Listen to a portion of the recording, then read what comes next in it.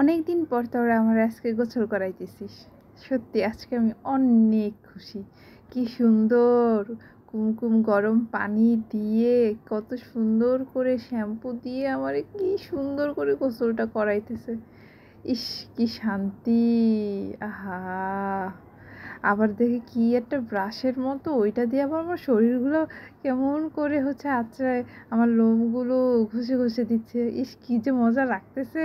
আমার তো আজকে ঈদ ঈদ ঈদ ঈদের আগের দিন আমাকে গোসল করাইছিল, কিন্তু আমাকে আর তো গোসল করাইলো না। ও, বুঝছি এখন আমাকে কেন গোসল করাচ্ছে। সামনে তো পয়লা বৈশাখ, আমি তো ভুলেই গেছিলাম। যাক, এবার মনে হয় পয়লা বৈশাখেও একটা নতুন ড্রেস পাবো।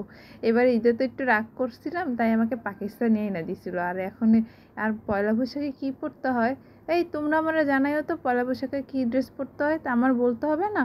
আর এদের সাথে তো ভাবনা ধরলে দেয় না।